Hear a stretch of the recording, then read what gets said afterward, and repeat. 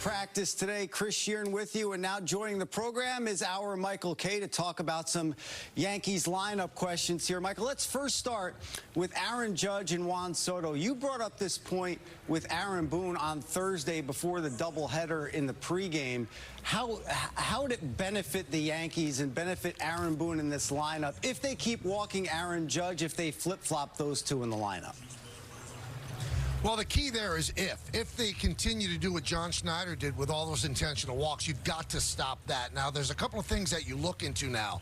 If Stanton is swinging the bat as well as he did yesterday, that's going to provide some protection and make managers think before they intentionally walk Judge. But if they continue to do that and the Yankees don't make the opposing team pay, then I think the natural thing would be to flip-flop them, because I want the guy who does the most damage, and that's Judge, to swing the bat the most. Also, we've seen Juan Soto very, very happy with taking a walk, and although he's done a lot of damage, and if it wasn't for Judge and Bobby Witt Jr., he'd probably be the MVP in the American League. He's not a 41 home run guy at this point. He doesn't have 105 runs batted in. You need Judge to be able to swing the bat and do damage. He can't do that if he's intentionally walked. So I think you let this breathe a little bit, because the Yankee offense has actually done a very good job over the last couple of weeks. But if the Judge situation and he continually gets intentionally walked, then I think that you've got to flip-flop the two of them. Right now, I wouldn't do it, because Wells is hitting okay, and then you saw what Stanton did yesterday.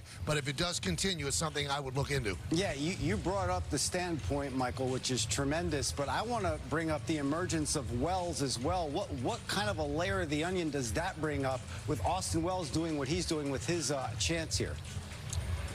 Well, I think it's terrific what he's doing, and obviously a testament to the Yankee farm system as well. This guy's become a legitimate cleanup hitter, and he's been one of the best offensive catchers in baseball over the last month, and it looks like he's adapted very well to that cleanup spot. So all of those things have to be looked into, and if he's the guy who ends up in the cleanup position, then Aaron Boone has exactly what he wants. He has the lefty batting second, the righty batting third, and then the lefty batting fourth, and then you could follow him with Stanton. So it lays out beautifully if Austin Wells is the answer at cleanup.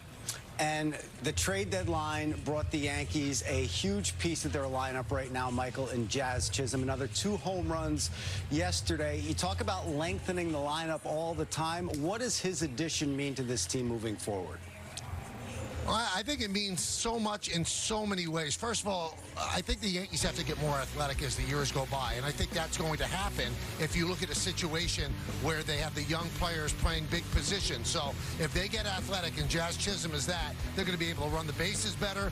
One quick thing yesterday, he hit a single. He saw right away that Adolis Garcia was going to have a throw come all the way home, and he immediately took second. Earlier in the game, Gleyber Torres did not do that, so he adds that aspect. He also adds power. The guy has 20 home runs, and there's still almost 2 months left in the season, so he could end up with 30. This is a guy that you project as your second baseman next year if you don't re-sign Gleyber Torres. I think he adds a lightness to the whole situation as well, and the Yankees have always wanted that. This is a very, very corporate structure. This is a team that knows it has to win. You need some lightness in there, and I think Jazz Chisholm has done that, and I think he's done an unbelievable job at third base, Chris. I think even he has been surprised at how comfortable he is. And Aaron Boone made the comment a couple of days ago where he actually said there are times that he's as good at third base as anybody in the major league. So that's quite a compliment by the Yankee manager. But there's really nothing to complain at all about when it comes to Jazz Chisholm. And the funny thing is, Chris, a lot of people said nobody of substance was really acquired during the trade deadline. There wasn't any big star. You know, now that you look at it, Jazz Chisholm might be the biggest star that was traded, and it was kind of under the radar. I don't think that Yankee fans were real thrilled that the Yankees didn't go out and make that big splashy move. But that big splashy move might turn out to be Jazz Chisholm Jr. Yeah, 20 home runs now, a career high for him after those 2 yesterday. And he's one of 5 players in Major League Baseball right now with at least 20 homers and 25 stolen bases. And you have 2 generational players at the top of the lineup, in Aaron Judge and Juan Soto. We touched on them. But, Michael, the guy who leads things off, that is going to be paramount to this team having success, especially in the postseason. And Alex Verdugo, over his last 13 games, he's proven that, you know, with his on-base percentage and the way he's hitting the ball and going the other way once again, that he could be that guy. Yeah, he is looking like he's that guy. But if you take a look at the Yankee roster, Chris, they don't have a prototypical leadoff hitter. They just don't. So they've tried Anthony Volpe there. They've tried Gleyber Torres. And of all the people in the lineup, probably the best suited one would be Verdugo. You want a high on-base percentage. I actually asked Aaron Boone about this moments ago in his press conference. He said, most important thing is getting on base. He'd like a little pop, all of those things. So I think the batting average is a little bit low for Verdugo to be the perfect leadoff hitter, but I don't think the perfect leadoff hitter is on this 26-man roster, so you have to pick and choose and say, okay, who fits the best? And at this point, it's probably Alex Verdugo, but you'd like his on-base percentage to be about 360, but that's a tough player to get.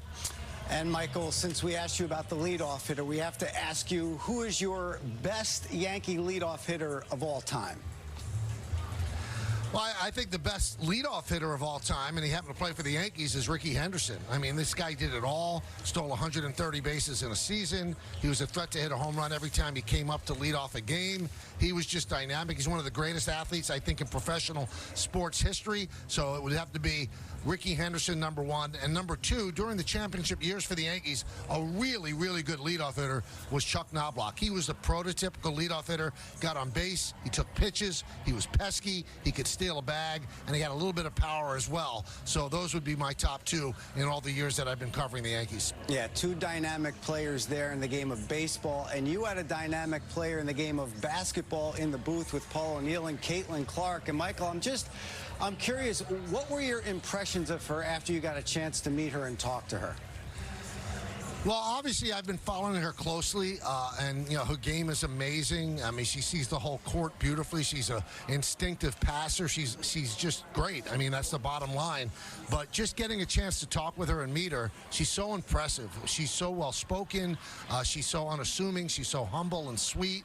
And it was really nice to get to know her. And when she was in the booth, Chris, as you heard, she gave great, expansive answers on all tough questions and nothing that she would shy away from. I think she knows what she means to people, and I even brought up what she means to my daughter, who doesn't even like sports and did one of her school projects about Caitlyn Clark. I think she accepts that. Some people shy away from that. Remember, Charles Barkley once said, "I am not your role model." Well, you know what? Caitlyn Clark is a lot of young kids' role model, and I think she's brought a lot of people into the WNBA tent. I think she realizes that, she embraces it, and she knows the responsibility as well. And just getting a chance to meet her, I think she's up for the task. She's a very, very special person. Yeah, I thought her answer to you about, being in second grade and trying to emulate Mia Hamm, and now she realizes that young girls are doing that to her now.